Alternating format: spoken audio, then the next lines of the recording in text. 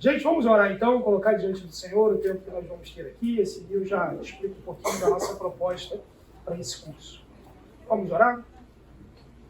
Senhor Deus, nós louvamos ao Senhor pela sua graça e misericórdia, por esse domingo que o Senhor fez, pela graça do Senhor que nos permite estarmos reunidos aqui como igreja, no privilégio de nos debruçarmos a aprender a sua palavra.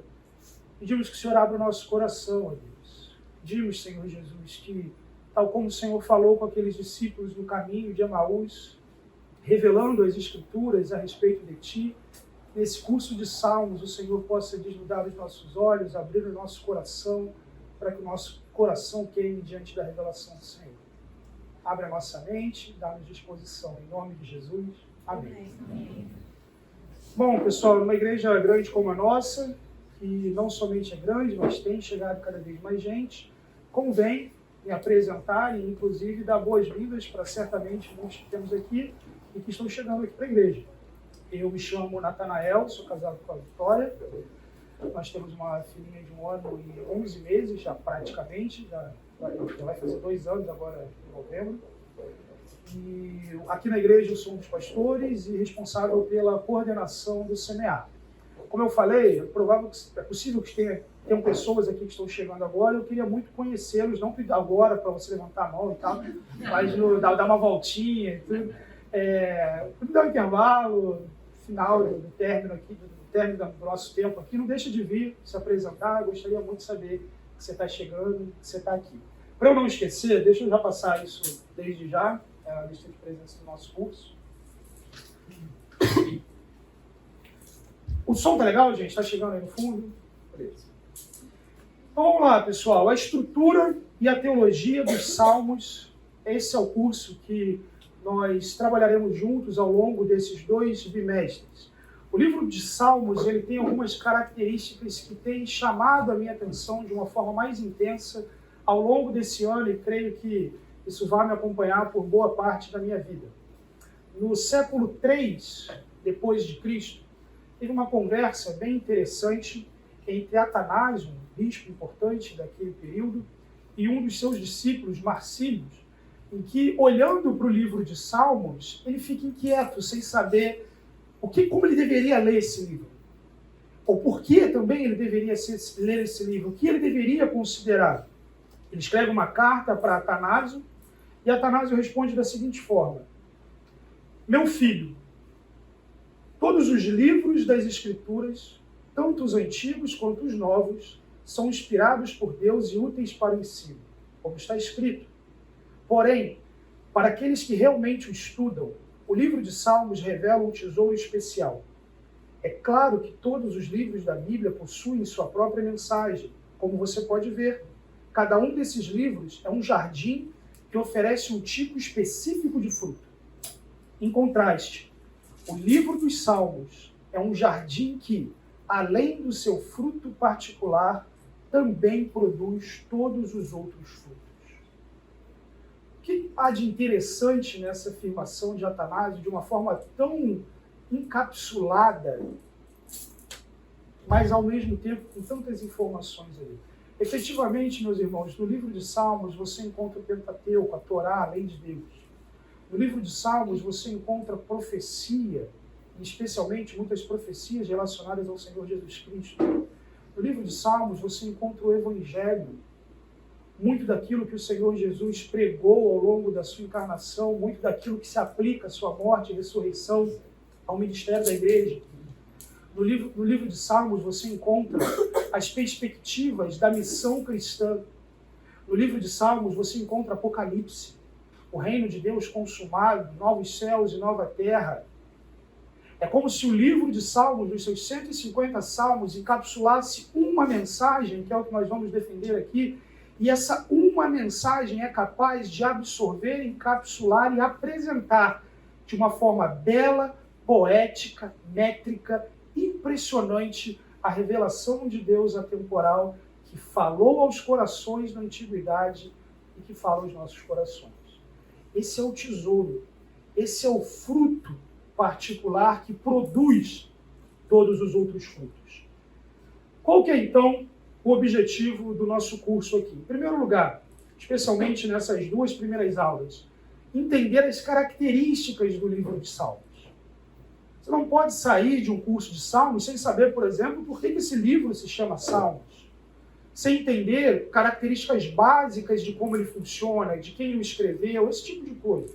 Então, características do livro de Salmos, o que inclui também a nossa segunda aula, características da poesia hebraica, coisas que nós precisamos olhar, mesmo lendo o texto em português, considerando os esforços dos tradutores para preservar isso, quando lemos um livro como o livro de Salmos. Segundo lugar, que é o centro do nosso curso, compreender a mensagem central do saltério e a sua unidade. Vou explorar bastante isso já nessa aula, na aula que vem, nas aulas seguintes, a gente vai aplicar isso, mas a grande defesa aqui é de que existe uma mensagem unificada no livro de Salmos, fruto da intenção de um editor inspirado por Deus. E por fim, ser capaz de ler e aplicar corretamente o livro de Salmos. Então, ler o livro de Salmos não só daquele jeito que tudo é para mim, tudo está falando para o meu coração, tudo diz respeito a mim. Aquela leitura eucêntrica do livro de Salmos. Eu sou a pessoa que me beneficio de todas as bênçãos de Salmos, de todos os livramentos de Salmos, e cujos meus inimigos sofrem todas as maldições de Salmos.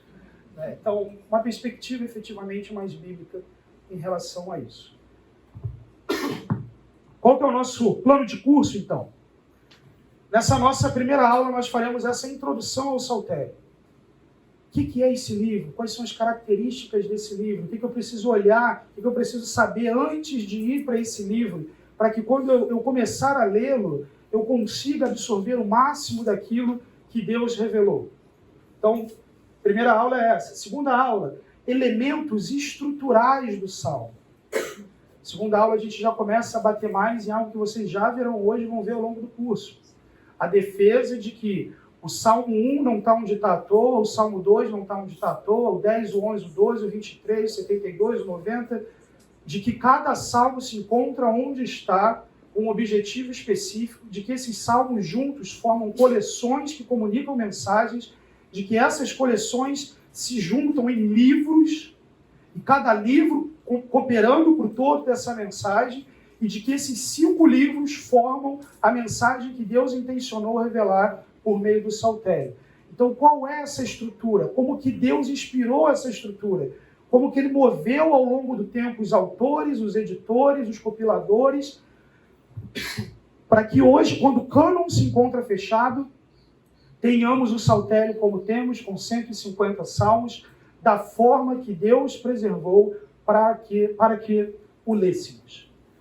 A partir daí, nós vamos lidar em cada aula com um dos livros dos Salmos. Então, aqui já uma informação que nós vamos trabalhar mais ainda hoje. A primeira grande estrutura que você tem dentro do livro de Salmos, mais comum, é a divisão em 5 livros. Aqui eu atribuo 5 temas nesses livros. Esses 5 temas são uma adaptação do trabalho de Palmer Robertson em Salmos. Não é uma reprodução do que ele coloca, tem algumas adaptações aqui, com os seguintes temas: confrontação, livro 1 trabalhando a jornada dos confrontos entre o ungido de Deus e as nações gentílicas. O livro 2, os inimigos de Deus são convidados a fazerem parte da aliança. O livro 3, a aliança se torna absolutamente perdida, entre aspas, aqui, calamidade como tema. Então você não tem mais rei, você não tem mais nada. O livro 4, crescimento, o povo precisa aprender a viver diante dessa realidade.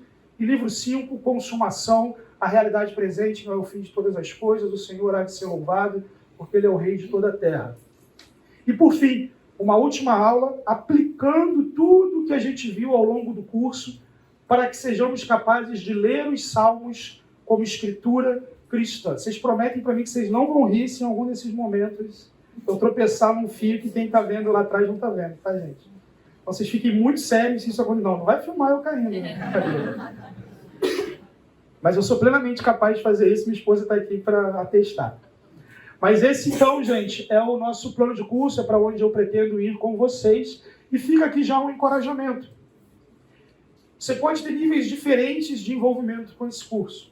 Mas uma coisa muito especial que você pode fazer é assumir o compromisso de ler o livro de Salmos ao longo dele. Se você começar hoje, você lê 3 salmos por dia, você consegue terminar até o final do curso com uma gordurinha se você perder algum dia. Efetivamente seria ali 2,5 salmos por dia. Você vai parar na metade. Então você deixa de gordurinha. Você leu 3, sobrou um crédito aqui, hoje eu não consegui, você ainda chega ao final. Então é bem interessante se você conseguir fazer isso, porque eventualmente vai acontecer de você ver aqui eu falando sobre o salmo que você leu, sobre o salmo que falou no seu coração ao longo da semana, ou mesmo ter a oportunidade de ter uma dúvida esclarecida. Então eu encorajo vocês a isso, 3 salmos por dia até o final desse curso, certamente vai ser algo valioso para vocês. Joia?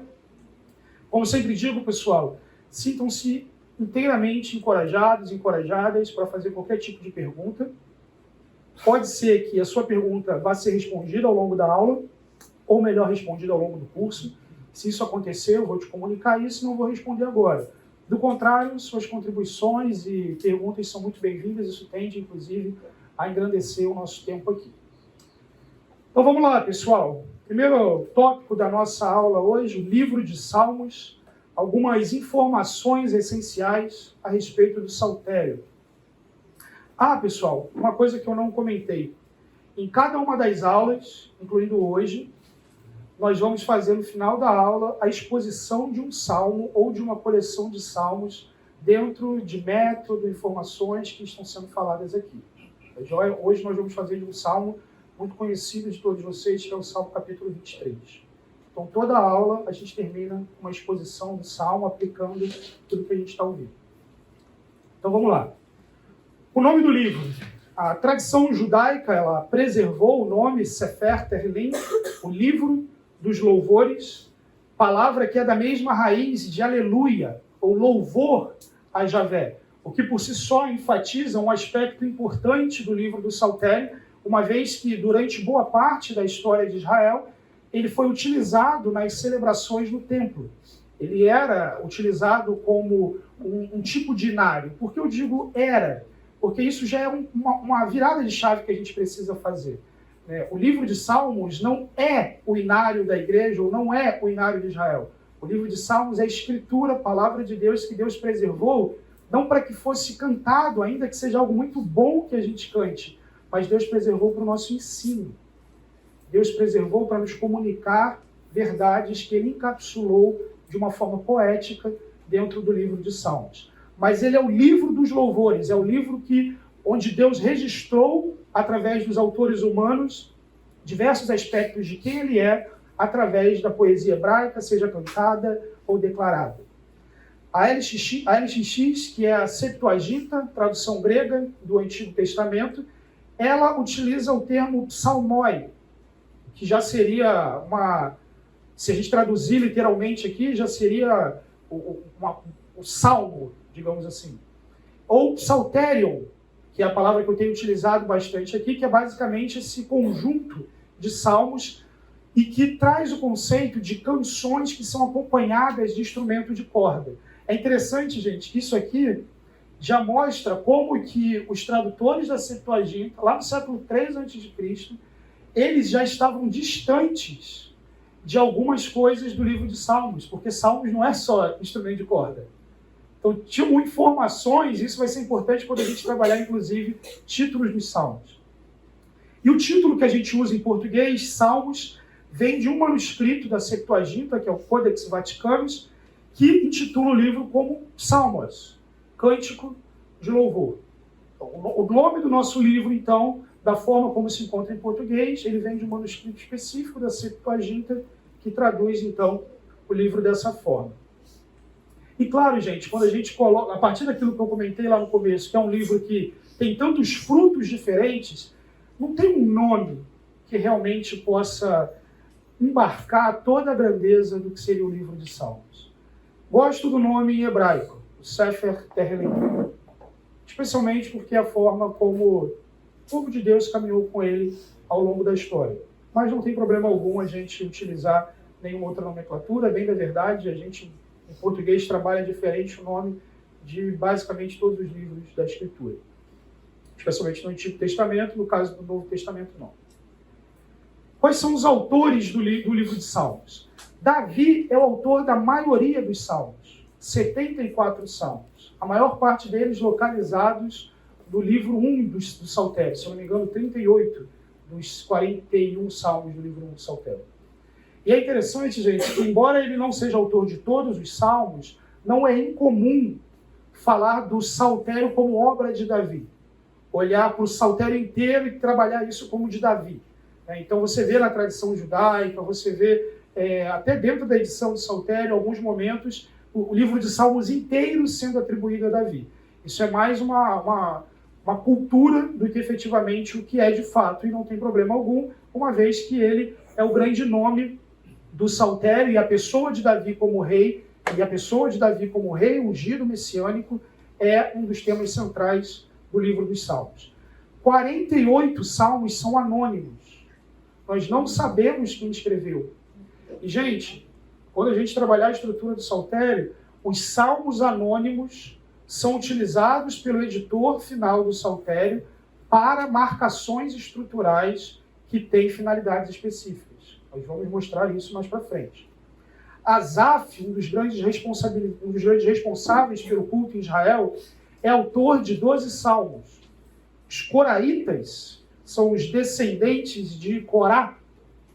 Pode ser que seja aquele Corá cujo em sua rebelião a terra abriu, engoliu a família dele. A gente tem pelo texto que os filhos dele não foram mortos, mas pode ser alguém da mesma família de Coate que tenha esse nome, mas efetivamente os coraitas se tornaram um ramo dos levitas muito dedicados ao culto cantado em Israel.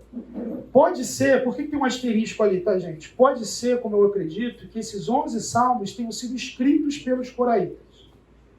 Então, especialmente ali a primeira coleção de salmos, no livro 2 do Saltério, Salmo 42 a 49. No entanto, a preposição no hebraico que indica a autoria, que é o le, ela pode indicar tanto de Davi, de Asaf, de Corá, como pode identificar para Asaf, para os coraitas. Então, eventualmente, muitos dos salmos deles podem ser um salmo que Davi escreveu e atribuiu aos coraitas, ou que Asaf escreveu e atribuiu aos coraitas. No entanto, há boa evidência de que eles sejam os autores desses salmos. Salomão é o autor de 2 salmos dentro do Saltério, um, inclusive, que a gente vai ter oportunidade de olhar hoje. Moisés é o autor de um salmo, o salmo mais antigo que você tem dentro do Saltério e na Escritura. E você tem 2 indivíduos caracterizados pela sua sabedoria, Etã e Emã, que são identificados somente como israelitas, e cada um deles escreve um salmo. Eles são descendentes de Judá e Zerá, e provavelmente Esraíta é uma derivação de Zeraíta. Não tem muitas informações sobre eles, nem sobre essa designação, mas essa é uma possibilidade. Gerald Wilson, um indivíduo que dividiu o mundo na história de Salmos, se alguém tiver a curiosidade, essa é a dissertação dele. Essa dissertação mudou o mundo no que diz respeito ao estudo do Saltério. O que a gente vai falar aqui sempre teve presente na história da igreja, desde Agostinho, antes dele, pessoas já se debruçavam sobre a estrutura do Saltério, mas o que o Gerald Wilson faz é analisar literalmente toda a literatura do Antigo Oriente Próximo, toda a literatura poética daquele período, toda a literatura poética daqueles povos. Depois ele analisa toda a literatura poética do Saltério e ele então demonstra como que efetivamente existe uma estrutura intencional dentro do livro de Salmos e como essa mensagem se comunica. A partir do trabalho dele, os estudos em Salmos floresceram de uma forma impressionante, ao ponto de que o que eu vou falar aqui, ainda que eventualmente seja novidade para alguns, é consenso. É um consenso considerável nas discussões em Salmos hoje.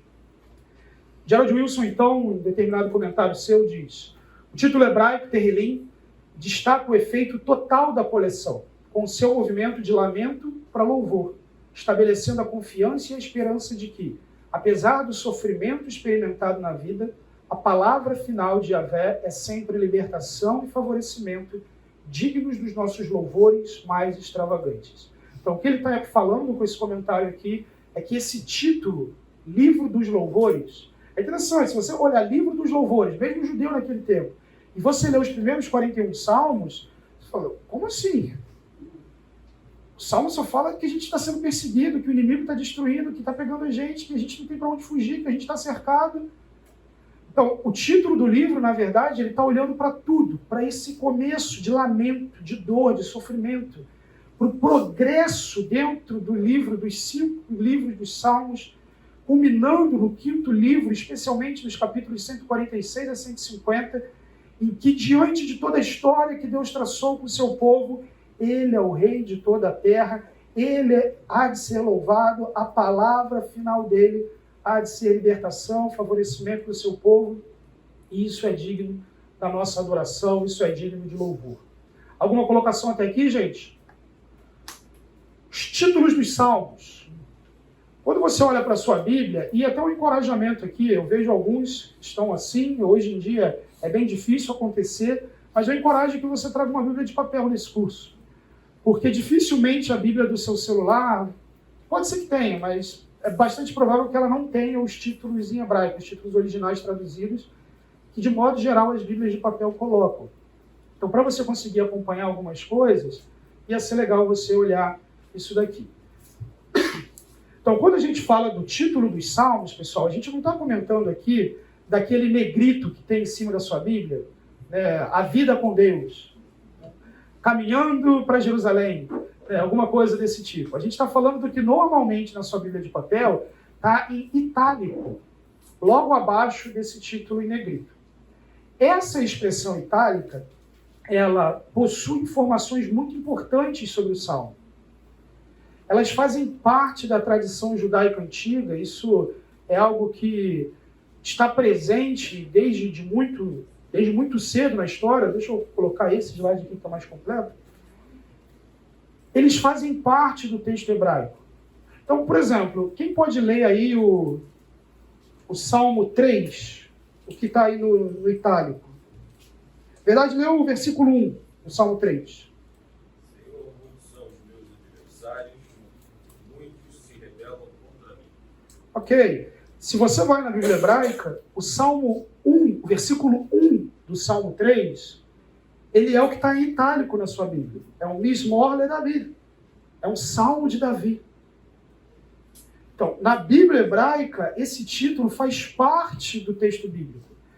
Ele é o versículo 1 do texto bíblico. Ele não é uma parte separada do texto bíblico.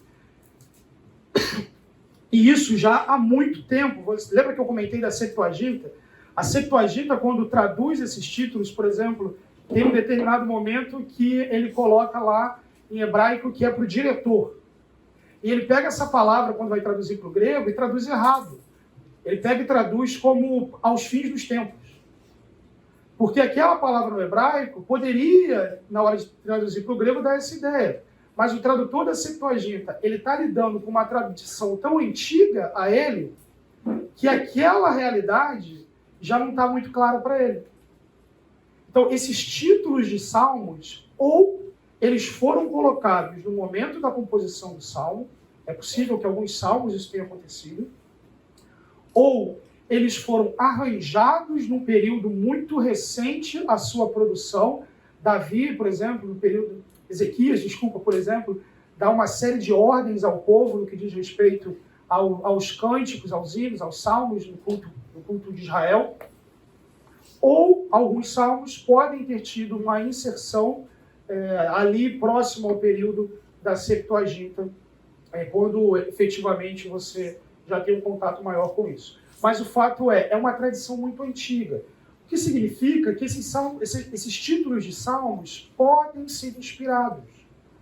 Existe uma boa evidência para que eles sejam inspirados. E é interessante, gente, como a gente olha aqui, 24 salmos não possuem título. Se tivesse alguém simplesmente que tivesse olhado para o saltério e falado assim, está faltando título nesse negócio, por que não colocar em tudo? O simples fato de você ter 24 salmos que não tem título, isso significa que esses escribas olharam para isso como palavra de Deus ao ponto de não se colocarem na condição de atribuírem livremente algo. Eles receberam daquela forma e eles não tiveram a iniciativa de olhar e falar, tem 24 aqui, acho que isso aqui rima, parece que é tal coisa, parece que é de Davi, parece que é um hino, e ele vai lá e atribui livremente um título para o salmo. Então, não é isso que acontece. Você tem 24 salmos que não possuem título e outros 10 salmos que têm apenas aleluia como título. Então, isso mostra que não tem livre atribuição. E esses títulos podem ser simples. Quem pode ler para mim aí o título do Salmo 25? E outra pessoa já abre aí no 60. De Davi. De Davi. Só isso. Então, o que é esse salmo? Sobre o que ele fala? Ele é de Davi. O Senhor achou por bem preservar que ele era um salmo davídico. Isso faz muita diferença na estrutura do salmo. As coleções de salmos de Davi são elementos estruturais do saltério. Salmo 60, título. Para o mestre de música, de acordo com a melodia, o lírio da aliança, didático, poema epigráfico davídico. Quando Davi combateu Arã, Naaraim e Arajobá, e quando Joabe voltou e feriu 12.000 edomitas no Vale do Salmo. Isso é um título. Então, o que você tem ali? Você tem o autor, você tem o tipo de instrumento, você tem o tipo de poesia, você tem onde aconteceu, você tem quem que morreu, quem que brigou, você tem tudo no título de salmo. Você fala, já li o salmo, né? Então, você tem até quantos, né, efetivamente, ali. Então, não tem muito critério nesse sentido. Você tem um salmo como o de Davi, ou Aleluia. E você tem um salmo como 60 e diversos outros, cujo título é gigantesco e está presente lá na Bíblia hebraica. Então, o que o título dos salmos mostra, gente? Mostra a autoria, mostra o tipo do salmo, mostra anotações musicais, mostra os instrumentos e mostra os registros históricos. Nesses títulos dos salmos, a primeira palavra normalmente mostra a característica poética dele, como isso deveria ser utilizado por Israel. Então, hoje em dia não se trabalha somente com essa linguagem, tem uma perspectiva moderna que eu vou colocar a seguir, mas dentro da Bíblia você tem o Mismor, que é o salmo tipicamente, né, e de modo geral cantado com instrumento de corda. Você tem o Shir, que é um cântico. Você tem Maskil, que são salmos didáticos para serem meditados, refletidos. Você tem Miktam, que são hinos. Hinos, gente, é falta de palavra melhor, tá bom? É uma palavra que a gente não sabe o significado efetivo dela, mas, na verdade, poderia ter palavra melhor, tá? É porque hino normalmente a gente canta, mas esse tipo de salmo ele normalmente era declamado, né? Não era necessariamente cantado. Então, um poema escrito, gravado, algo nesse sentido. Você tem tefilá, na verdade, oração, salmos que são orações a Deus. Você tem Terrilá, que são louvor, somente Salmo 145 trabalham com esse título. Olha que interessante, né? Livro dos louvores e o que... Enfim. E você tem Shigaion, um tipo de lamento, em que o Salmo 7 começa com essa expressão. Então, nessa categoria, o Esmor, você tem 57 salmos, são a maioria, cântico, 12 salmos, Maskil, são 13 salmos, hino, 6 salmos, oração, 5 salmos, e lamento apenas o Salmo 7, um salmo.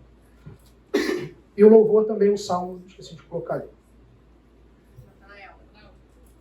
Na CS está a palavra mictão. O que significa mictão? Mictão vai vir desse hino, poema. Provavelmente está Micton, porque o Kamet, aqui ele pode... O Eduardo está aprendendo a lembrar comigo lá, né, Bra? Quer responder aí? Estou vendo ele rindo ali. O Kamet ele pode ser um som de A ou um som de O, dependendo de uma série de coisas. Né? Então, provavelmente ele já transliterou já com som, digamos assim. Né? Mas Micton. Então, vamos seguir a tradução dela. Os tipos de salmos, então, no período moderno. Né? A partir do trabalho de um indivíduo chamado Gunkel, da Crítica da Forma, ele analisou uma série de aspectos do saltério de forma a organizar melhor para a nossa compreensão os livros de salmos, e isso naquele período também trouxe um grande desenvolvimento. Qual seria a organização? Então, lamentos do indivíduo seriam esses salmos, alguém que está orando, aquela pessoa para Deus e apresentando seu lamento. Lamentos da nação, o povo, de modo geral, apresentando seu clamor a Deus. Salmos individuais de ações de graças, uma pessoa expressando a sua gratidão ao Senhor. Salmos nacionais de ações de graça, então, salmos que poderiam ser usados, por exemplo, em celebrações de Israel, em que coletivamente adoravam ao Senhor.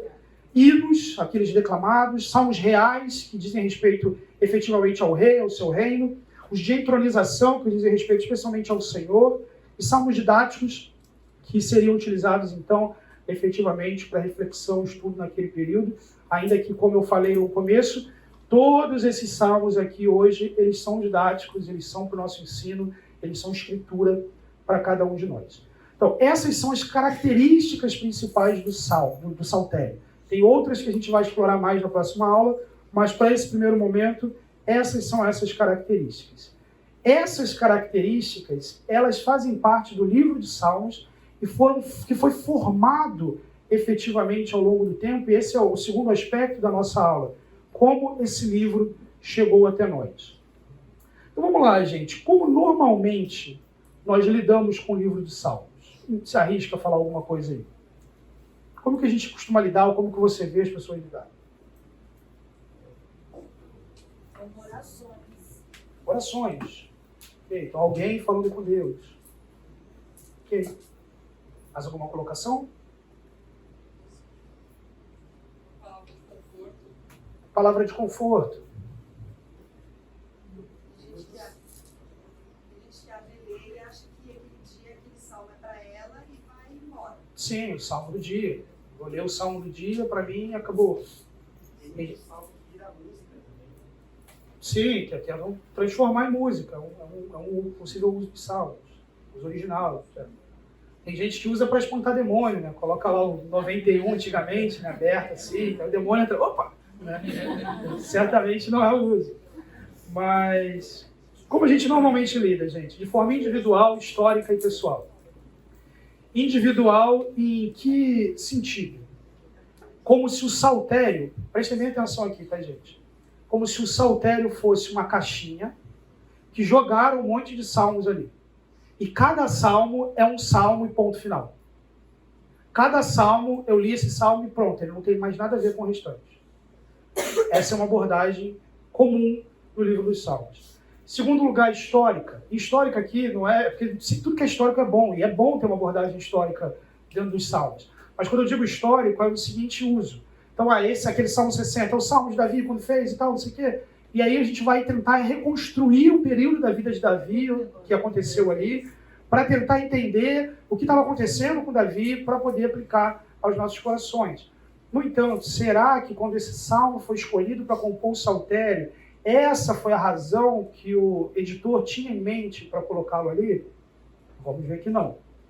E por fim, pessoal, brinquei anteriormente lá no começo. Eu sou o rei de salmos, eu sou o centro de salmos, o salmo está falando para mim o tempo inteiro, tudo que diz respeito ao saltério, diz respeito à minha vida, e é por aí.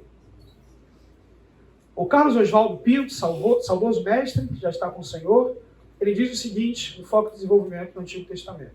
Uma vez que o livro de Salmos não tem como composição existência unitária, não possui um argumento. Cada composição, no entanto, apresenta a sua própria mensagem e esboço. O que o Carlos está defendendo no Foco de Desenvolvimento, que é fruto da sua tese de doutorado e que apresenta uma mensagem de cada livro da Bíblia, é de que o livro de Salmos não teria uma mensagem. Ele está dizendo que cada salmo é um salmo e que porque não foi uma pessoa que fez isso, não tem uma mensagem. Eu preciso discordar disso. Por uma razão, gente. A gente pode concordar que o Antigo Testamento tem uma mensagem, que o Novo Testamento tem uma mensagem, que a Bíblia, em última instância, tem uma mensagem. É importante separar o autor divino do autor humano. E, efetivamente, os autores humanos dos Salmos compuseram sua própria mensagem em esboço. E o Senhor soberano, no processo de inspiração, aglutinou esses diferentes salmos, milhares que ficaram de fora do saltério. Davi compôs muita coisa que não está no livro de Salmos, e outras pessoas compuseram várias coisas que não estão. Soberanamente preservou esses 150, e esses 150 salmos comunicam uma mensagem coesa. Como que nós deveríamos lidar com os salmos, então? De forma coletiva, canônica e cristológica. O que eu quero defender, então, aqui? Em primeiro lugar, coletiva, entender que esses salmos são frutos de coleções de salmos. Alguns salmos sempre andaram sozinhos. outros salmos, historicamente, no povo de Deus, já existiam como coleções. Alguém, por favor, lê para mim o título do Salmo 72.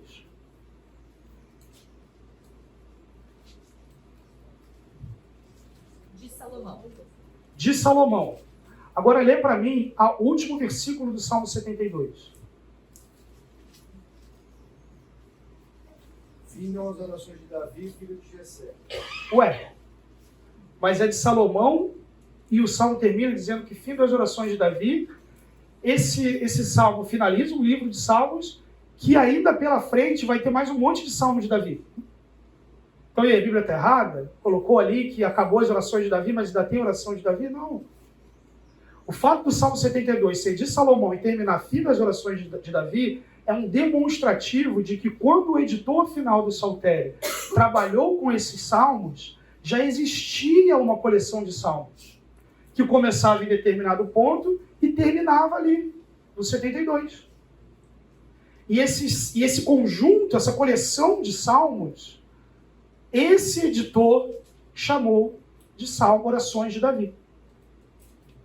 Quando o editor final do Saltério chega, pode ser Esdras, pode ser outra pessoa, quando esse editor final chega, ele preserva essa informação, mas ele mantém, ou seja, o fato dele preservar essa tradição significa que ele está dizendo o seguinte: eu estou respeitando o que Deus está construindo, está fazendo ao longo do tempo, não vou mexer nisso daqui. Ele poderia ter tirado, não acabou as orações de Davi ainda, vou colocar mais aqui, estou mexendo mais nisso, não. Mas o fato disso estar ali mostra que já existia um esforço editorial, um esforço de compilação de salmos ao longo da história, que naquele momento foi finalizado no Salmo 72, mas que continuou. Conseguiram identificar isso? Esse autor que você está falando é antigamente, não é Isso. a tradução atual. Isso, antigamente.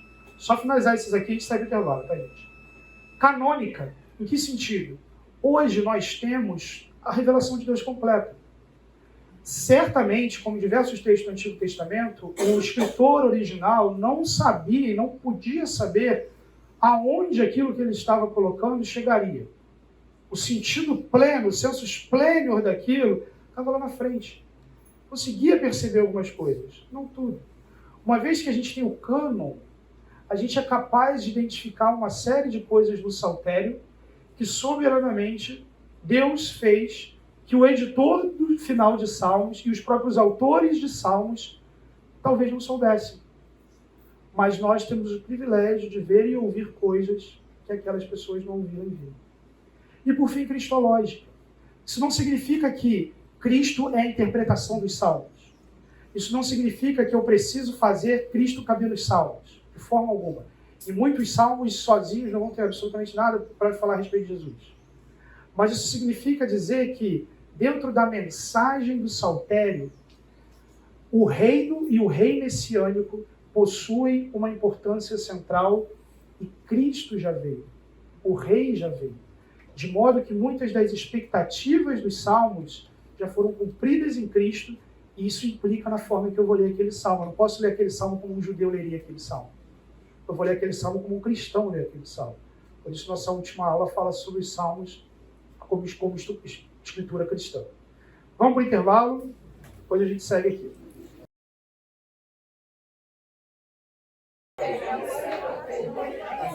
Então, gente, a forma que a gente deve lidar com o Saltério, então, coletiva, entendendo que esses salmos fazem parte de coleções que Deus soberanamente preservou, canônica, considerando toda a revelação divina, e cristológica. Então, sim, a gente vai considerar individualmente a mensagem de cada salmo, mas a gente precisa entender que essa mensagem contribui para uma coleção, contribui para um livro, contribui para o estudo do Saltério final. E aí, vamos lá, gente. Quando vocês acham que esse Saltério teve a sua forma final, esse jeitinho que a gente está aqui, 150 salmos, seria com Moisés, Davi, grande autor, a maior parte dos salmos? Seria no período do reino dividido, a coisa ficou complicada, duas nações? Seria no exílio, o povo de Deus preso na Babilônia? Ou seria no pós-exílio? Efetivamente, essa estrutura de 150 salmos, não os salmos em si, ele vai encontrar essa forma no período do povo voltando do cativeiro. Especialmente ali a partir do ano 458 a.C., quando Esdras volta. Quando volta, tem muito problema para resolver, então dificilmente alguém naquele momento pararia para fazer isso. Então a gente não consegue pontuar exatamente quando, mas naquele período, considerando as necessidades do povo muito recente, alguém de autoridade no povo se empenhou no exercício de coletar os salmos, organizar coleções pré-existentes, escolher outros salmos e colocá-los, então, na forma final. E aqui temos defendido que essa pessoa também se encontra debaixo do processo de inspiração. O que eu estou querendo dizer quando eu falo inspiração? O texto inspirado é aquele que goza da autoridade de Deus. É verdade, não tem erro, tem autoridade divina. Então, a pessoa debaixo da inspiração divina é a pessoa que está nessa condição no processo de escrever os livros bíblicos até o cânon fechar. Hoje ninguém mais é inspirado por Deus nesse sentido. O livro de Salmos, então, representa o resultado final de uma longa história de composição, transmissão, coleção e arranjo. Ele contém alguns dos primeiros e últimos textos do Antigo Testamento e é, em certo sentido, um microcosmos de todo o Antigo Testamento. Fui até um pouco além aqui e disse que ele é um microcosmos da Bíblia, um microcosmos da Bíblia inteira, uma vez que você encontra assuntos da Bíblia inteira presentes nele. Quais seriam, então, esses estágios de desenvolvimento? O primeiro estágio, obviamente, seria o salmo mais antigo que a gente tem na Escritura, que é o Salmo 90, um salmo de Moisés, um salmo que cumpre uma função estrutural importante dentro do saltério. O segundo estágio seriam esses poemas isolados ao longo de centenas e centenas de anos começarem a ser organizados em coleções. Então, ali, segundo Crônicas 29:30, nós vemos o rei Ezequias mandando que algo nesse sentido fosse feito, dando ordens para os coristas e tudo mais. É possível que isso tenha começado ali por volta do século VI a.C., quando o rei Ezequias, então, faz isso. Terceiro estágio, essas diversas coletâneas de salmos, então, começam a ser reunidas. E, gente, tudo isso debaixo da inspiração divina. Pode ser que isso também, esse terceiro estágio tenha acontecido ainda nos dias de Ezequias ou não. E, por fim, o quarto estágio, salmos de 1 a 150, com o editor final. Muita gente coloca Esdras como esse editor final, como um chute acadêmico, digamos assim. Tem bons motivos para Esdras. Mas o grande problema, gente, é que tudo que diz respeito a pós-exílio, quando o povo volta do exílio, o pessoal coloca na ponta de Esdras. Então, se Esdras fez tudo o que disseram que ele fez, esse cara foi ocupado. Então, pode ser, como pode ter sido Esdras? Pode. Mas eu prefiro usar a seguinte linguagem. Alguém como Esdras. Pode ter sido o próprio Esdras, mas pode ter sido outra pessoa de autoridade no final do povo. Então, ali no final do século V a.C., a gente teria os 150 salmos, tal como nós temos hoje. Então, o saltério é fruto da atividade de diversos autores e editores, finalizando no pós-exílio, possivelmente na pessoa de Esdras. O que isso implica, pessoal? Em primeiro lugar, o público-alvo de salmos.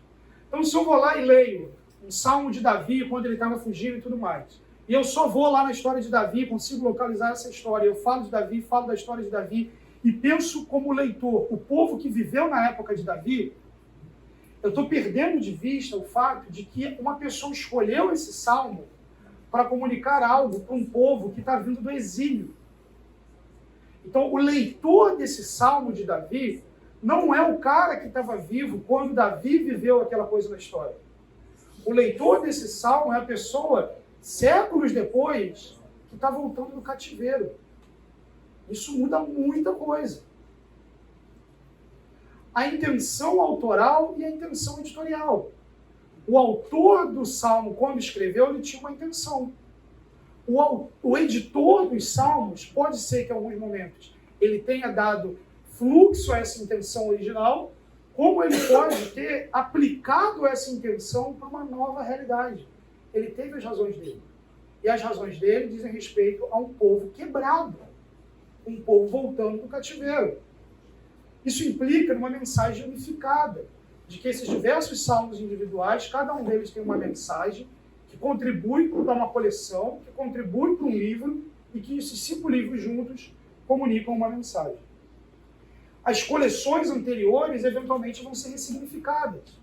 Em que sentido? Elas, da mesma forma, elas foram coletadas com uma intenção e, eventualmente, agora, no período de editoração, de compilação final, o editor final tem aí uma outra intenção. Qual seria, então, essa organização final do Saltério? Livro 1, Salmos 1 a 41, tendo como tema confronto às nações ímpias, pagãs, contra o povo de Deus. O livro 2, comunicação. Os inimigos devem ser convidados a fazerem parte da aliança. Livro 3, calamidade. Você só tem um salmo de Davi aqui. Né? Você não tem menção a Davi, o rei desaparece, tudo desaparece. Livro 4, crescimento. O povo precisa aprender a viver num cenário em que o rei não está mais presente, que a monarquia não está mais presente. E livro 5, consumação.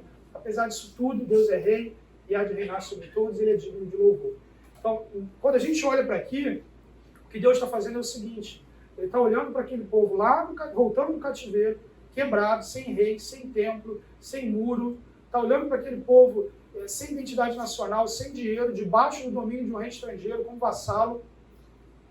E está chegando para ele falando o seguinte: olha como tudo começou. Olha o que eu prometi, olha o que eu fiz. Olha como foi difícil até aqui. Olha os intentos dos ímpios contra o projeto de Deus. Mas esses inimigos que afligiram vocês, levaram para o cativeiro e colocam nessa condição, eles também são alvos do amor de Deus. Vocês estão em calamidade, destruição, e efetivamente isso não vai deixar de ser reconhecido. Você precisa aprender a lamentar, a chorar. Mas ao mesmo tempo vocês precisam aprender, livro 4, a viver com essas realidades que o exílio impôs a vocês, na esperança de que as coisas serão diferentes, não porque dias melhores virão, mas porque o próprio Senhor virá, porque o Rei virá, e ele fará as coisas diferentes, e ele vai ser louvado. O povo voltando do exílio está recebendo essa mensagem. Nessa mensagem, Salmos 1 e 2 servem como introdução ao Saltério, o Salmo da Torá, um salmo messiânico também no 2, já apontando para o Rei Messias. O Salmo 90 serve como ponto central do Saltério, clamando pela restauração de Deus. Os Salmos 146 a 50 concluem o Saltério com um louvor absoluto ao Deus de toda a terra. Que mensagem, então, gente? A esperança e a confiança do povo em desolação se encontram no Rei Messias, ficou ruim ali o cor de vinho, que a seu tempo governará toda a terra em louvor da sua glória. Essa é a mensagem do Saltério, pela qual cada um dos livros contribui efetivamente. Qual a sua característica? O povo não tem mais rei, não tem mais templo, não é mais soberano, está desanimado, perdeu a identidade nacional, esteve exposto a divindades estrangeiras. E nesse sentido, essa mensagem vai ganhar alguns temas centrais. O Rei Messias, Davi cumpre esse papel como ungido de Deus, estabelecerá o seu reino. Descendente de Davi fará isso. Deus continua soberano sobre toda a terra, apesar do que as aparências parecem dizer. Os povos da terra serão julgados, mesmo os imperadores extremamente poderosos. Mas esses mesmos povos farão parte da aliança. O povo de Deus, por fim, triunfará. Deus não está alheio ao sofrimento, ele sabe como tem sido difícil. Ele será louvado por todos os povos. E o que é mais importante, a aliança davídica, que Deus fez com Davi, que manteria um descendente dele naquele trono, que o cetro não se apartaria de Judá, ela não seria cumprida por um ser humano, porque eles morreram. A dinastia davídica foi arrasada, foi destruída, não tem mais, acabou rei, acabou tudo. E o livro de Salmos vai colocar que somente se Deus for o rei, essa aliança vai ser cumprida. Em alguns salmos, a figura do rei humano e de Deus como rei até se intercalam. Deus precisa ser o rei. O descendente de Davi precisa ser Deus. Olha o tipo de doutrina que você consegue extrair do saltério. Onde nós podemos ver isso, gente? O rei como Deus. Isaías 9, 6 a 7. Porque um menino nos nasceu, um filho nos deu. O governo está sobre os seus ombros, o seu nome será Maravilhoso Conselheiro, Deus Forte, Pai da Eternidade, Príncipe da Paz, para que se aumente o seu governo e venha a paz sem fim sobre o trono de Davi, sobre o seu reino, para estabelecer e o firmar mediante o juízo e a justiça, desde agora e para sempre, o zelo do Senhor dos Exércitos fará isso. Gente, Isaías é um livro que não é citado em nenhum lugar do Antigo Testamento. Nós de forma pejorativa, tá? Mas o patinho feio do Antigo Testamento, ninguém cita ele. Aí você vira a Bíblia para o Novo Testamento, só se fala de Isaías. Isaías, porque Isaías. Alguma coisa aconteceu para que um livro, cuja mensagem não estava sendo tão considerada pelo povo, nesse período do pós-exílio, se tornasse central na vida do povo. Uma leitura canônica, sabendo do que Deus já fez, o privilégio das coisas que a gente fez, que a gente já sabe, nós sabemos que o Rei Messias é o Senhor Jesus Cristo. Nós sabemos que o Deus que é Rei, que é o único que pode livrar o seu povo, é o Senhor Jesus. Em sua vinda, Ele já inaugurou o seu reino. E da mesma forma que o saltério consuma todas as coisas, Ele vai consumar a glória do Senhor, a encher toda a terra. Os autores do Novo Testamento interpretam diversos aspectos do Evangelho a partir dos Salmos, de Isaías. Uma das linhas de mestrado que me sugeriram foi a influência da teologia de Isaías no saltério. Fugi disso. O juízo desse mundo já está decretado. Aqueles inimigos que o saltério coloca, eles já estão decretados debaixo do juízo de Deus. Olha que interessante. João 3,36 diz que quem não tem filho está debaixo da ira. Salmo capítulo 2, convida as nações a beijarem o filho antes que eles se irem. Beije o filho antes que seja tarde. O rei dos salmos já veio. E ele vai voltar. Esse reino vai ser consumado e a mensagem do saltério de que o pior dos inimigos é alvo da graça de Deus, deve ser alvo das nossas orações, do nosso convite. Esses povos convertidos estarão em paz com Deus. Com a mensagem, então, de Salmos. Em primeiro lugar, confronto, livro 1, você tem... Presta bem atenção nisso aqui, tá, gente? Estou colocando Salmos davídicos. Tá pequenininho, talvez, para quem está aí atrás não esteja conseguindo ver. Porque isso aqui cumpre um papel dentro do saltério. Os Salmos de Davi. Então, livro 1, 38 Salmos de Davi. Por quê? O livro 1 coloca como que o mundo está o tempo inteiro atentando contra o rei. O tempo inteiro contra o ungido de Deus. Por que se aglutinam as nações contra Deus e o seu ungido? Salmo 2 pergunta. Por quê? O livro 1 inteiro, a maior parte dos salmos davídicos, confronto com a semente, confronto com o rei que Deus estabeleceu. Livro 2, 18 salmos davídicos. Esses indivíduos precisam ser convidados a fazerem parte da aliança. Livro 3, salmo davídico. Calamidade. O povo foi levado para o exílio. A monarquia foi destruída. Não tem mais rei, não tem mais nada. O rei desaparece. Sabe o que é interessante? É que o livro 2 termina com que declaração? Finam-se aqui as orações de Davi.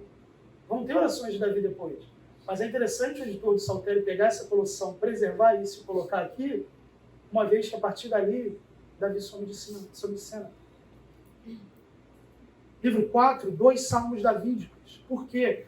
No livro 4 começa a surgir os salmos de Abimelech, de Deus é rei. Vocês precisam agora parar de olhar para o homem Davi e aprender que Deus é o rei. Que vocês precisam crescer, amadurecer, viver agora como nação, olhando para aquele pessoal lá, sem rei físico. Vocês vão ter que olhar para o Deus que é rei. Mas, ao mesmo tempo, esses salmos falam de um reino que vai estar aqui. E, por fim, consumação, 15 salmos davídicos. Ué, voltou. Porque isso aqui não é o fim. Tem esperança. Tem esperança. Deus vai fazer as coisas diferentes. Olha que beleza a intencionalidade dessa estruturação, gente. Olha que coisa poderosa que o Senhor fez. Mas agora vamos confrontar isso aqui com o Novo Testamento. As nações contra o ungido de Deus, que é a realidade da igreja cristã, da vida cristã, daqueles que intentam contra Deus o seu Messias. O Senhor Jesus nos diz que nos envia como ovelhas no meio de lobos. Diz que se odiaram os discípulos e chamaram ele de Belial, que vão chamar vocês. Salmo 18, que de uma forma estranha para um judeu naquele tempo, convida os gentios a fazerem parte da aliança. E o que o Senhor Jesus nos diz? Vão por todo mundo, a grande comissão. Falávamos aqui sobre o livro de Atos, em que Deus intencionalmente faz com que aqueles caras percebam que os inimigos lá, os gentios, eles precisam ser alcançados. Na calamidade que o livro 3 de Salmos e a perseguição e tribulação que como cristãos nós enfrentamos, se você, como eu, entende que a igreja vai passar por um período de tribulação nessa terra, acho que o livro 3 vai ser um apelo importante para a igreja. Entender que Deus entende a dor, a perseguição, a calamidade, Ele está presente e não perdeu o controle. Livro 4, o crescimento. Esse povo precisa aprender a viver quando o rei não está presente, nós também. O Senhor Jesus disse, quando foi perguntado a respeito por que os seus discípulos não jejuavam. Ele diz, eles não jejuam porque eu estou aqui, mas vão chegar dias que eu vou ser tirado, eles vão jejuar. A gente tem que perseverar, esperar o retorno do nosso rei, da mesma forma que aquele povo teve que aprender sem a presença física do seu rei, nós precisamos aprender com a presença espiritual do nosso Cristo a caminhar nessa terra até o seu retorno. E se o livro 5 termina com uma exaltação, a consumação gloriosa do Deus louvado em toda a terra, o Novo Testamento termina com novos céus e nova terra, com povos de toda tribo, língua, raça e nação louvando a Deus. Tudo o que tem fôlego, louva ao Senhor. Essa é a mensagem dessa vida. Alguma colocação aqui? Vamos aplicar isso então, gente, a um salmo bastante conhecido de todos vocês. Salmo capítulo 23. Abram aí na Bíblia. Vai estar na tela, mas é importante que vocês acompanhem aí.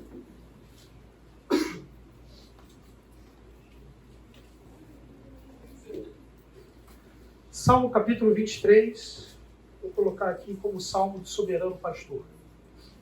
Como que normalmente a gente lê o Salmo 23? Aquela musiquinha que virou meme, né? Eu sou a ovelhinha. Brincadeira. Mas normalmente a gente lê como o pastor cuidando do seu rebanho. Olha para o Salmo. Salmo 23, versículos 1 a 4. O Senhor é o meu pastor, nada me faltará. Ele me faz repousar em pastos verdejantes, leva-me para junto das águas de descanso, refrigera minha alma. Guia-me pelas veredas da justiça, por amor do seu nome. Ainda que eu ande pelo vale da sombra da morte, não temerei mal algum, porque tu estás comigo. O teu bordão e o teu cajado me consolam. Primeiro aspecto, gente, para a gente considerar na linguagem desse salmo. Você não tem aqui um pastor com o seu rebanho. Você tem um pastor com uma ovelha. É um diálogo que está acontecendo entre um pastor e a sua ovelha. A figura de Deus como pastor aqui evoca uma imagem do Antigo Oriente Próximo, que é a do rei pastor, o rei que cuida do povo. Mas nesse caso aqui específico, o rei pastor cuida do rei Davi. O rei divino cuida do rei terreno. Mas olha que interessante, o versículo 2, deixa eu passar para cá. Ele diz, ele me faz repousar em pastos verdejantes. Pastos verdejantes não é para descansar. Pastos verdejantes é para se alimentar. No entanto, a ovelha já está satisfeita. A pergunta inicial que a gente tem que ter aqui é em que situações um pastor estaria sozinho com a sua ovelha? Vamos lá. Ele leva para pastos verdejantes não para comer, mas para descansar. Ele leva para junto de águas de descanso, não para beber água. Ela não está com sede, ela está satisfeita, mas para refrigerar. A cena de uma ovelha que está cansada, está abatida, está sofrendo. Guia-me pelas veredas da justiça por amor do seu nome. O rei pastor está conduzindo a sua ovelha cansada para a sua própria glória, por amor do seu nome. Mas a orientação desse rei pastor não é para o pasto e para a água verdejante. É para o vale da sombra da morte. Ainda que eu ande pelo vale da sombra da morte, não temerei mal nenhum, porque tu estás comigo, o teu bordão e o teu cajado me consolam. A primeira cena do Salmo, então, o pastoreio do rei pastor, evoca a cena de uma ovelha cansada que está sendo conduzida a cenários de refrigério. Então, a cena de conduzir águas de descanso provavelmente é um riacho, um córrego passando mais raso, em que a ovelhinha ficaria ali, a água bate na barbinha, o pasto verdejante, a grama fresca, mais à frente está o vale da sombra da morte. Em que momento da vida de Davi algo assim poderia ter acontecido? Ao mesmo tempo, ele prova do cuidado e do refrigério da parte de Deus, estando em perigo mortal.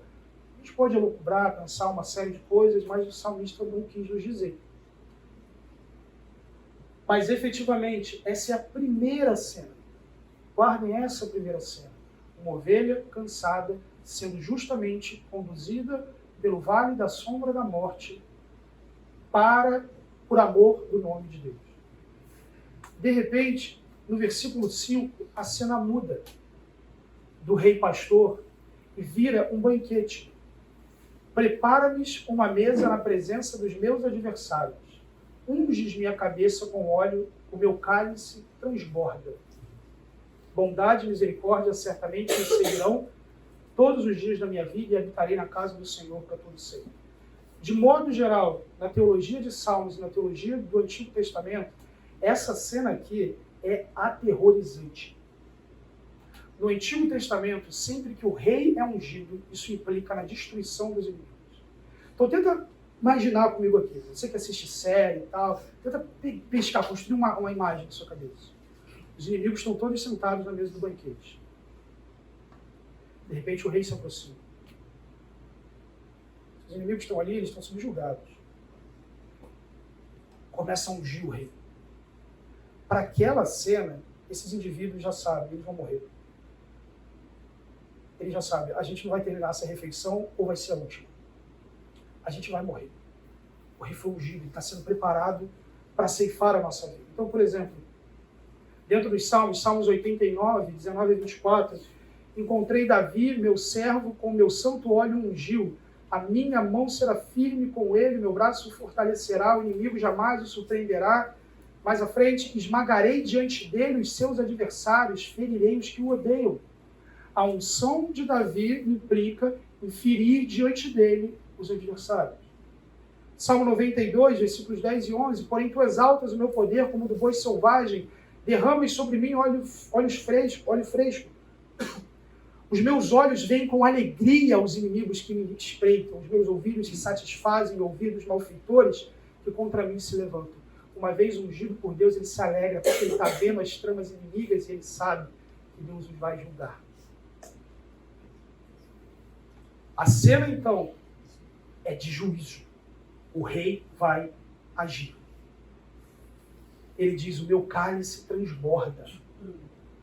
Cálice, né, transbordando na teologia do Antigo Testamento, é ira que não pode ser contida. Ira que precisa ser derramada. O cálice é o símbolo da ira de Deus. Deus diz, por exemplo, em relação aos amorreus, o cálice da minha ira ainda não transbordou. Em Jeremias 25:15, ele diz, porque assim me diz o Senhor, o Deus de Israel, toma da minha mão este cálice do vinho do meu furor, e darás de beber dele a todas as nações aos quais eu te enviar. As nações seriam alvo do juízo de Deus, alvo do derramar da ira de Deus. Então sim, prepara-lhes uma mesa, ele está diante dos seus inimigos, a ira está posta, ele vai derramar a ira sobre eles. Mas ainda assim, por fim, no derramar dessa ira, ele desfrutará de comunhão com Deus, é o versículo 6. Então nós temos a primeira cena. As duas cenas elas precisam estar conectadas. Esse salmo é um único salmo. O rei é pastoreado por Deus, guiado até a morte. O pastor está presente até o fim e a ovelha está satisfeita e preparada para morrer. Cena 2. O rei está diante dos seus inimigos. Aparentemente, o furor de Deus vai ser derramado, a ira de Deus vai ser derramada, mas o rei, por fim, verá a bondade de Deus. Qual a relação, então, entre o rei que é conduzido à morte e o rei que é ungido para vencer? Primeira cena, você tem Davi cansado, pronto para morrer. Segunda cena, você tem Davi diante dos seus inimigos, pronto para derramar a ira sobre eles. Qual é a relação entre essas duas imagens? E segundo, quem são esses inimigos que estão diante de Davi? Na vida de Davi, no momento em que esse salmo foi escrito, é possível que em algum momento específico da vida de Davi, algo nesse tipo possa ter acontecido. No entanto, o Salmo 23, dentro da estrutura do Saltério, localizado no livro 1, dentro da primeira coleção de salmos davídicos, especialmente entre o Salmo 22 e 24, como nós veremos, nos mostra algo bem interessante. E eu começo a afirmar aqui. Considerando coletivamente, canonicamente, entendendo que o rei Messias já vem, esses inimigos somos nós. Nós estávamos diante do cálice do furor da ira de Deus. E efetivamente, essa cena, a gente vê ela acontecendo em Mateus capítulo 26, 42. O Senhor Jesus diz, tornando-se a retirar o de novo, dizendo, meu Pai, se não é possível, passa de mim esse cálice sem que eu beba. Faça-se a sua vontade. A cena que você tem no Calvário, meus irmãos, é o rei Messias com o cálice do seu furor, dignamente a ser derramado sobre as nações. Naquela via crucis, ele é aquela ovelha, cansada, mas satisfeita. Faça-se a sua vontade. Ele está andando pelo vale da sombra da morte, sem temer mal algum. Ele está sendo preparado para morrer. E esse rei sendo preparado para morrer, tem o cálice da ira das suas mãos. Os seus inimigos deveriam tremer diante disso. Mas ao invés de derramar aquele cálice, ele bebeu. Volta àquela cena lá dos inimigos. Pensa naqueles caras tremendo. A gente vai morrer. E de repente eles não se tornam o alvo da ira. O rei toma sobre si aquela ira. Ele bebe aquele cálice. Pelos seus inimigos. Talvez alguém possa pensar, será que dá para tirar isso do Salmo 23? Será que não é demais? Alguém lê para mim, por favor, o Salmo 22, versículo 1. Em voz alta, por favor. Meu Deus, por que me abandonaste? Por que estás tão longe de salvar-me, tão longe dos meus gritos de angústia? Outra pessoa lê os versículos 7 e 8. Todos os que me veem zombam de mim, estendem os lábios e meneiam a cabeça, dizendo, perdoa o Senhor, que eu livre-o, pois nele tem prazer. As declarações do Salmo 22 mostram uma cena que o Senhor Jesus tomou sobre si nos últimos dias do período da sua crucificação. Alguém lê para mim, por favor, o Salmo 24, versículos 7 a 10. Levantai, ó portas, das vossas cabeças, levantai-vos, ó portais eternos, para que entre o Rei da Glória. Quem é o Rei da Glória? O Senhor, forte e poderoso, o Senhor, poderoso nas batalhas. Levantai, ó portas, das vossas cabeças, levantai-vos, ó portais eternos, para que entre o Rei da Glória. Quem é esse Rei da Glória? O Senhor dos Exércitos, ele é o Rei da Glória. Então olha o que está acontecendo aqui, gente. Salmo 22, ele nos mostra a crucificação. Elementos que aconteceram na crucificação. O Novo Testamento com clareza identifica isso. O Salmo 24 nos fala da ressurreição. O Salmo 23 termina dizendo que essa ovelha preparada para morrer diante dos seus inimigos terminaria não morta, mas vendo a bondade de Deus. E o Salmo 24 nos mostra que esse rei Messias, ele é recebido diante dos portais eternos. Uma expressão para a assunção de Cristo após a sua ressurreição, com grande glória. Quem que diz isso? Quem que fala? Levantem, ó portas. Muitas pessoas sugeriram coisas diferentes, mas é muito provável que, inclusive, na própria mente do salmista, uma vez que na leitura não canônica, digamos assim, a partir do momento de redação do Salmo, é o próprio Deus que o Salmo 24 está falando, a corte celestial declara: abram-se as portas. Mas por que Deus está fora dos portais eternos? Ele está entrando em glória, sendo recebido pela corte celestial. Spurgeon chega a dizer que os anjos que o viram se tornaram bebê, que acompanharam o seu ministério, que viram a sua morte, agora exultam e se alegram, porque o rei chegou. Levantai, ó portas, as vossas cabeças, levantai-vos, ó portais eternos, para que entre o Rei da Glória. Quem é esse Rei da Glória? É o Senhor dos Exércitos. Essa estrutura, com frequência, é chamada como a Via Crucis no Saltério. O Salmo 22, enfatizando a crucificação, o período essencial do sofrimento, da morte, do sofrimento anterior à morte de Cristo. O Salmo 23 e no Salmo 22, mostrando a aflição do rei de Davi, e aplicado a Cristo dessa forma. O Salmo 23, mostrando a confiança do rei diante de um episódio não mencionado, e que efetivamente demonstra essa ovelha que foi conduzida até a morte, e que diante da possibilidade de matar, de destruir os seus adversários, escolheu morrer por eles. E o Salmo 24 nos mostra a recompensa do rei, então, a ressurreição. Não pararia aí, tá, gente? Esses salmos, eles são seguidos, antecedidos, na verdade, dos salmos 18 e 19, que é uma estrutura dentro da teologia dos salmos, um salmo messiânico junto com o salmo da Torá. Isso aqui serve como uma dobradiça dentro de coleções do Saltério. E o fato de você ter um salmo messiânico ali já introduzido nesse período também aponta para as relações messiânicas disso com o Novo Testamento.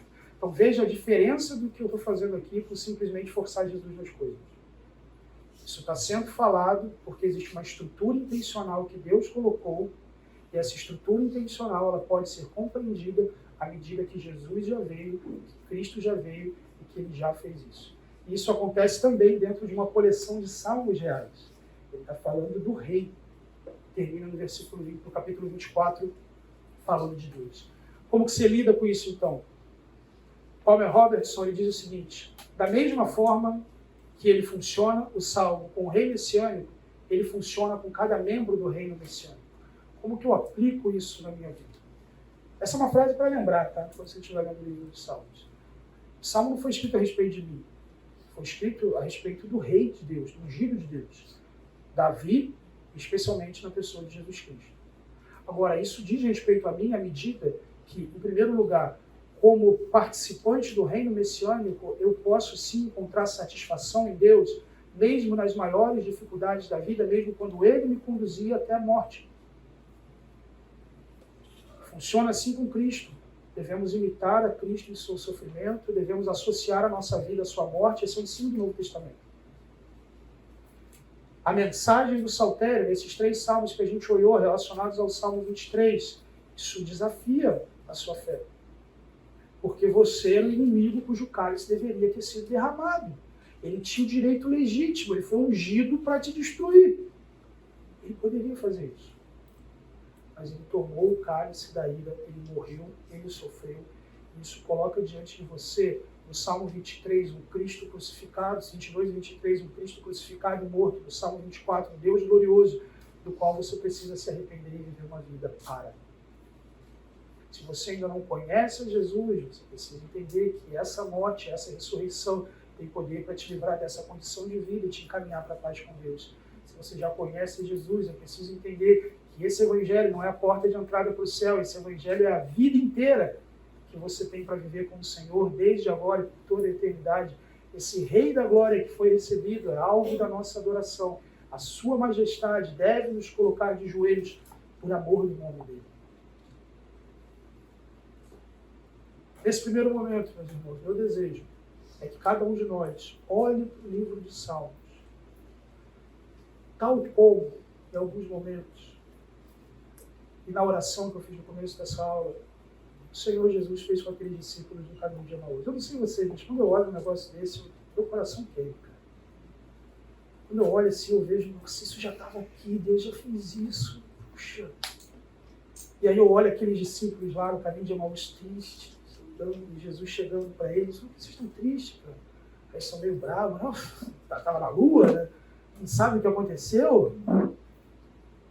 E aí Jesus começa, vai no Antigo Testamento, e ele começa a falar sobre o que estava previsto sobre ele, cada língua. Eu fico imaginando, e aí aqui, imaginando mesmo, um dia a gente pergunta para Jesus, o que o Senhor Jesus falou no saltério? O que Jesus falou para eles? O que Jesus abriu no Salmo 23? O que Jesus falou para eles? A gente não sabe, mas a gente sabe que ver o nosso Cristo, desde sempre profetizado e revelado nas Escrituras hebraicas, fez o coração daquela turma queimar. Davi, em um dos salmos, diz o seguinte: enquanto eu meditava na sua lei, o meu coração queimava. Então eu disse: Senhor, ensina-me a contar os meus dias, para que eu tenha um coração sábio. Quando a gente medita na palavra de Deus, quando a gente se envolve com o que Deus está fazendo, quando a gente olha para esse tipo de coisa, seu coração deve queimar. E esse queimar do coração deve te mover numa direção de vida para a glória de Deus. Para Davi, isso implicou em perceber a sua própria fragilidade. Ensina a contar os meus dias. Para você talvez seja outra coisa. Mas o fato é que a mensagem do saltério tem algo a nos desafiar. Um certo tipo de vida para a glória de Deus, ao qual nós somos inclinados. Temos ainda 7 semanas de caminhada, muita coisa para ver dentro do saltério, mas espero que essa introdução tenha te animado para conhecer mais a respeito daquilo que o Senhor revelou no seu livro. Eu gostaria de mais uma vez orar com vocês. Nós temos uns 3, 4 minutos. Fiquem à vontade se vocês quiserem vir aqui, perguntar qualquer coisa. E 2 lembretes aqui, tá? Primeiro, se você não assinou a lista de presença, não deixe de assinar. Está ali, eu vou deixar aqui em cima. Segundo, se você está chegando aqui, eu gostaria de conhecer você, tá bom? Chegando aqui na igreja e tal. Vamos orar mais uma vez, pessoal? Senhor nosso Deus, nós louvamos ao Senhor pela grandeza da sua palavra, do seu poder.